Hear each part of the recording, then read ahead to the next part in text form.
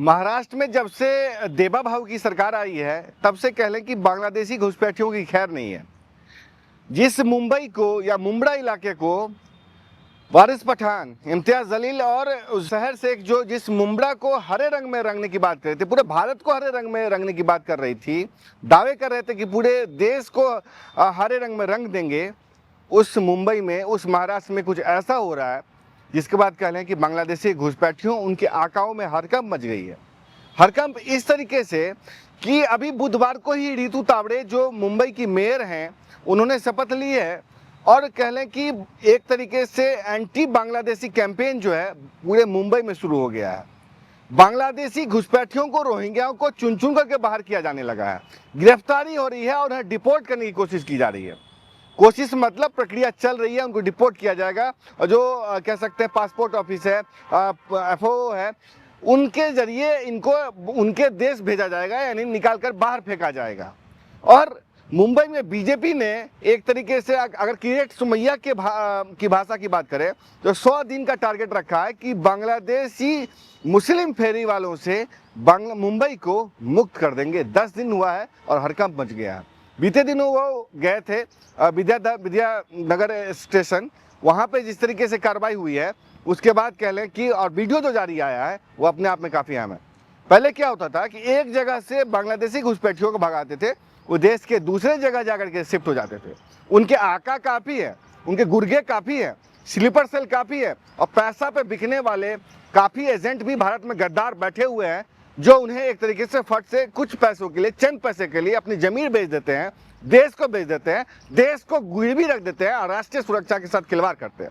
इसलिए जब वो मुंबई से भागते हैं, गुजरात चले जाते हैं, उत्तराखंड चले जाएंगे और बिहार चले जाएंगे, उत्तर प्रदेश चले जाएंगे, जब वहाँ से मार खाते हैं तो रोना विक्टिम कार्ड शुरू हो जाते हैं। एंटी मुस्लिम लॉबी या कह सकते हैं जो मुस्लिम लॉबी है वो एक्टिव हो जाते हैं कि किस तरीके से इनको एक धर्म का एंगल दिया जाए, मानवाधिकार का एंगल दिया जाए। लेकिन कोर्ट ने भी बीते दिनों स्पष्ट किया था क्या इन्हें निकाले नहीं तो क्या रेड कारपेट बिछाए, और जब आप अवैध तरीके से भारत में घुसते हो तो आपको डिपोर्ट नहीं किया जाता, क्या किया जाए, घर में जगह दिया जाए।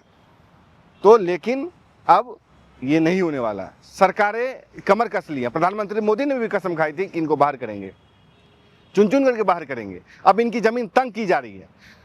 महाराष्ट्र में बीते 10 दिनों की बात करें तो NMF न्यूज ने आपको कई बार ये खबर दिखाई है किस तरीके से हर दिन बांग्लादेशी घुसपैठिए पकड़े जा रहे हैं। और बीते 9 तारीख को भी अगर हम बात करें तो 9 तारीख को भी तकरीबन 4 बांग्लादेशी घुसपैठिए मिले थे। अभी तक तकरीबन 50 बांग्लादेशी घुसपैठियों की गिरफ्तारी हुई है। और देबा भाऊ यानी कि मुख्यमंत्री देवेंद्र फडणवीस ने वो नीति अपनाई है जो अपने आप में हैरान कर देगी आपको और खुश करने में मजबूर कर देगा।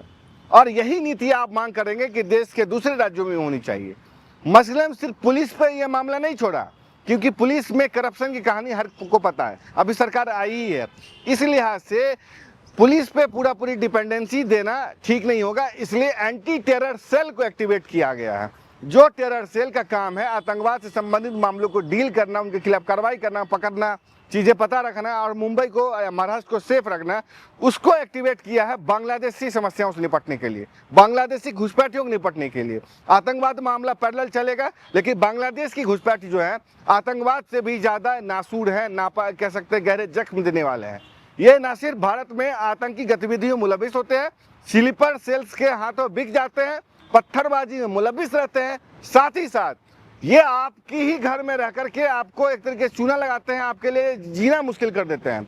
डेमोग्राफी चेंज सबसे बड़ी समस्या भारत की, उसमें सबसे बड़ा कारण जो है बांग्लादेशी घुसपैठिए हैं। इस लिहाज से इनको बाहर किया जाना आतंकी गतिविधि या आतंक से लड़ाई जितना ही महत्वपूर्ण है। मुख्यमंत्री देवेंद्र फडणवीस ने वही काम किया है कि जो तरीका आतंकवाद के खिलाफ लड़ाई में अपनाई जानी चाहिए, वही तरीका उन्होंने अपनाई है बांग्लादेशी घुसपैठियों के खिलाफ। एंटी टेरर सेल को एक्टिवेट किया है। इसने 2 तरीके से काम किया है। सबसे पहले तो अपने खुफिया विंग को एक्टिवेट किया है। खुफिया विंग को एक्टिवेट इस लिहाज से किया है कि जिस तरीके से पैसा देखिए बनाते हैं, उसी तरीके से इनका पता किया जाना चाहिए कि कौन इनको सह दे रहा, कौन दस्तावेज बना रहा है। इस लिहाज से आपने देखा कि गिरफ्तारी तो हो ही रही है, इनके जो सरगना है या इनको जो साथ देने वाले हैं, इनकी दस्तावेज बनाने वाले जितने गुर्गे हैं उसकी गिरफ्तारी हो रही है, उसका भंडाफोड़ हो रहा है। यानी कि इनके पास जो दस्तावेज मिलते हैं, बैंक अकाउंट, राशन कार्ड, आधार कार्ड, पैन कार्ड, या जितने भी भारत में एक तरीके वोटर कार्ड, जितने भी दस्तावेज भारत में एक भारतीयों के लिए होनी चाहिए, बांग्लादेशियों के पास कैसे पहुंच रही हैं। इसी कारण आप देखते हैं कि भारत में चूंकि बंगाली भी लोग हैं, उनकी वेशभूषा कह सकते हैं, बंगाली मुस्लिम जो असली बंगाली मुस्लिम है, भारत के लोग हैं, या उनके पहनावा हो गया, खान पान हो गया, बोलने का तरीका है, से मिलता है। उससे अगर उस पर से अगर बांग्लादेशी घुसपैठिए भारत जैसे दस्तावेज भी ले आए तो उनको पहचानना मुश्किल हो जाता है, क्योंकि वो बंगाली बोलते हैं। बंगाली मुस्लिम अगर मुंबई में काम करने आए तो लीगल है, और ऐसे में अगर आप उनको बाहर करेंगे तो कोर्ट भी आपको कार्रवाई करेंगे आपको। और जब इसी फैक्टर का फायदा उठाते हैं बंगाली, ये बांग्लादेशी जो घुसपैठिए हैं, वो आते हैं, कागज बनवा लेते हैं, बंगाली में बोलते हैं ओनली बंगाली। इसी लिहाज से पुलिस कार्रवाई नहीं कर पाती है। लेकिन जब डीएनए जांच होता है, मतलब सख्ती से पूछताछ होती है, तो उनकी पोल खुल जाती है। इस लिहाज से देखते हैं कि ये काम होता है।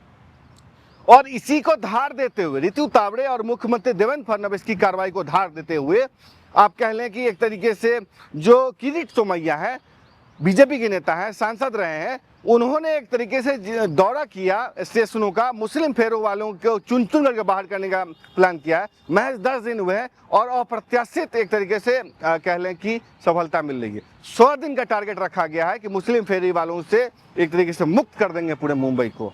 देखने वाली बात होगी कि किस तरीके से करते हैं, क्योंकि भिंडी बाजार हो वहाँ सह ले लेंगे, मुंबई इलाके में सह ले लेंगे, जहाँ पे कह लें कि इनको साथ देने वाले काफ़ी मौजूद हैं, धारावी में होंगे, तमाम ऐसे इलाके हैं, मीरा भयंदर के इलाके हैं, तमाम ऐसे इलाके हैं जहाँ पे कह लें कि इनको साथ देने वालों की कमी नहीं है, चंद पैसों में बिकने वालों की कमी नहीं है, गद्दारों की कमी नहीं है, वहाँ पे जाके सह लेते हैं। इस लिहाज से अब मुंबई पुलिस को और देवेंद्र फडणवीस को, सीएम देवेंद्र फडणवीस को, तमाम एजेंसियों को बहुत ही चौकन्ने के साथ कार्रवाई करनी होगी, और जो ये मिशन ठाना है मेयर रितु तावड़े ने, उसको अंजाम तक पहुंचाना होगा। और ये कोशिश की जानी चाहिए कि ये मुस्लिम घुसपैठिए जो बांग्लादेश से आए हैं, रोहिंग्या हैं, या दूसरे जो क्राइम करने वाले लोग हैं, वो देश से, मुंबई से निकल करके दूसरे राज्यों में ना जा पाए। क्योंकि ये तरीका नहीं हुआ कि आप उसे खदेड़ेंगे मुंबई से तो दूसरे राज्य में जाएंगे। देश भी आपका ही है, देश के दूसरे राज्य में जाएंगे तो खतरा भी आपके लिए पैदा करेंगे और नासूर बन जाएंगे। घायल शेर को नहीं छोड़ना चाहिए, उसके फन को कुचल देना चाहिए। वही काम मुख्यमंत्री देवेंद्र फडणवीस कर रहे हैं, जो जिनको पनाह दे रहे हैं, पनाह के तरीके को, पनाह देने वाले को, जिनको पनाह दी है, तीनों तरीकों को खत्म कर दो। इसलिए हमने एनएफ न्यूज़ पर कई बार कहा है कि देवेंद्र फडणवीस घुसपैठ की जड़ जो है ना, उस जड़ पे वार कर रहे हैं, उस जड़ को ही खत्म कर देंगे, उस जड़ को ही खत्म कर देंगे।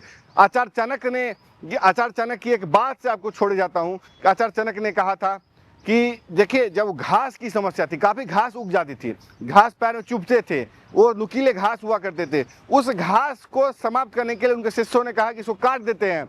आचार्य चाणक्य ने कहा नहीं करते हैं। वहां पे उन्होंने जो चीनी की चाशनी है, उस चाशनी को वहां पे घोल डलवा दिया, एक बाल्टी चाशनी घोल डलवा दिया। तो भक्त हैरान रह गए कि इसको काटने की जगह इस पे आचार्य चाणक्य चाशनी क्यों घुलवा रहे हैं। चाशनी घुलवाने की अपनी वजह थी। उन्होंने कहा था कि इसको चींटी आएंगे, चींटियों का झुंड आएगा, चाट के जड़ से समाप्त कर देगा। जब काटते हैं तो जड़ खत्म नहीं होगा। देवेंद्र फडणवीस वही कर रहे हैं। आप पूरे मामले पर क्या सोचते हैं? अपनी राय जरूर दें। तब तक ले देखते रहें एनएफ न्यूज़। नमस्कार।